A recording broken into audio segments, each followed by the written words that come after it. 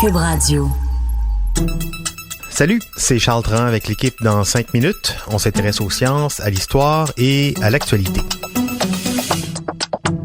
Aujourd'hui, on s'intéresse à notre beau et grand cerveau, puisqu'on parle des gauchers. Pourquoi y a-t-il des gauchers? J'en suis un. Je me suis toujours senti spécial, d'ailleurs, différent. Je fais partie de cette minorité. 10% de la population est gauchère. Mais pourquoi c'est pas plus? Pourquoi c'est pas 50%? Pourquoi c'est pas 100% de la population qui est droitière ou gauchère? Qu'est-ce qui fait que 10%? Est-ce que c'est culturel? Est-ce que c'est génétique? On en parle avec Hélène Lorrain, qui est droitière, elle, et qui s'est intéressée à cette question. On sait que dans certaines cultures, les gauchers ne sont pas les mieux perçus. Peut-être que quelqu'un de votre entourage est ce qu'on appelle un gaucher contrarié, soit un gaucher à qui on a obligé à écrire de la main droite, donc contre sa tendance naturelle. Essayez de changer votre préférence manuelle une demi-journée et constatez à quel point c'est pas seulement contrariant, c'est un peu de la torture. On remarque d'ailleurs que la dévalorisation des gauchers et de la gaucherie se passe même dans le langage. On dit de quelqu'un avec une morale solide qu'il est droit. Si en plus il est habile de ses mains, on va dire qu'il est adroit. Et au contraire, quelqu'un de maladroit est gauche. Le mot sinistre provient du latin sinister qui veut dire qui est à gauche. En anglais, on dit that's right, the right thing. Et c'est pas juste le cas en français ou en anglais. Il y a plein d'autres langues qui sont comme ça. Mais bon, la langue, ça fait longtemps qu'elle existe et au Québec, à tout le moins, ça fait quand même quelques décennies que les gauchers ne se font pas littéralement taper sur les doigts en raison de leur préférence manuelle. Autrement dit, si la gaucherie n'était que réprimée par la culture, laisser les gauchers émerger naturellement devrait logiquement leur donner un pourcentage beaucoup plus grand que seulement 10%. Alors pourquoi ce pourcentage? Pourquoi y a-t-il un plafonnement relativement homogène et ça partout à travers le monde? Allons-y d'une autre hypothèse. Serait-ce un trait génétique récessif? On connaît la logique grossière des traits génétiques dominants et récessifs. Si on prend l'exemple de la couleur des yeux, le brun est un trait génétique dominant alors que le bleu est un trait génétique récessif. Si nous sommes porteurs de la paire de chromosomes exprimant la couleur bleue, nos yeux seront bleus. Mais si nous avons un chromosome exprimant le brun et l'autre exprimant le bleu, nos yeux seront bruns.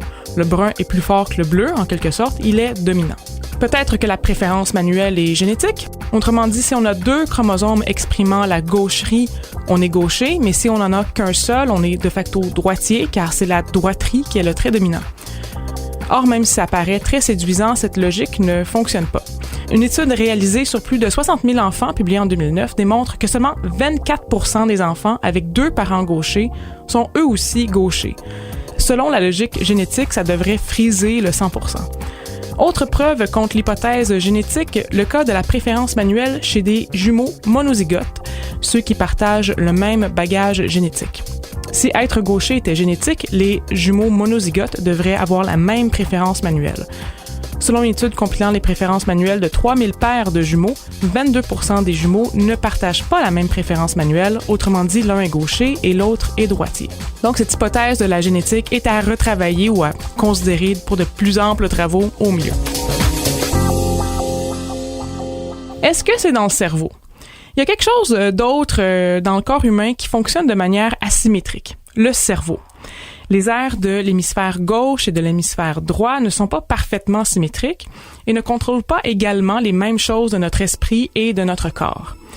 Il y a une partie dans le lobe frontal gauche, une partie qu'on appelle l'aire de Broca, qui sert à la production du langage. Aussi, l'hémisphère gauche est celui qui commande les membres du côté droit de notre corps. Et inversement, l'hémisphère droit commande le côté gauche de notre corps. Donc, du côté gauche de notre cerveau, on a la production de langage et le contrôle moteur de nos membres du côté droit de notre corps. Qu'est-ce que la production du langage et le contrôle moteur ont en commun? La finesse et la précision musculaire nécessaires pour parler. On s'en rend pas compte, mais pour parler, pour articuler, on a besoin de faire fonctionner plein de muscles de manière extrêmement adroite. On parle de muscles de notre langue, de nos lèvres et de nos joues. Et là, suivez-moi parce que l'hypothèse est un peu wild. Et si l'évolution du cerveau avait favorisé toutes les ressources du contrôle moteur sur la moitié gauche du cerveau, parce que le centre du langage s'y trouve, ceci faciliterait la production du langage et ça optimiserait par le fait même l'agilité musculaire du côté droit du corps. Ça expliquerait aussi le fait 90% de la population est droitière. Par curiosité, des chercheurs ont vérifié où se situe l'aire de Broca chez les gauchers. Chez 25% des gauchers étudiés, leur aire de Broca est à droite dans leur cerveau, favorisant donc cette hypothèse. Mais bon, c'est pas le fin mot de l'histoire, il y a d'autres hypothèses qui sont sur la table, rendant compte du fait que la droiterie et la gaucherie se révèlent très tôt chez les fœtus. Dès la 15e semaine, dans certains cas, on les voit sucer leur pouce droit ou leur pouce gauche. Il y a aussi la curiosité qu'être droitier ou gaucher n'est pas un binaire absolu. La plupart d'entre nous sommes en fait ambidextres à divers degrés. Oui, moi, au baseball, je suis un frappeur droitier, mais pas au hockey. Je joue de la guitare de la main droite, mais peut-être que je devrais jouer de la main gauche. En tout cas, merci Hélène. Merci aussi à David Louapre du site Science Étonnante pour l'inspiration pour cette capsule. Pour en savoir plus, en 5 minutes, on est partout sur Internet.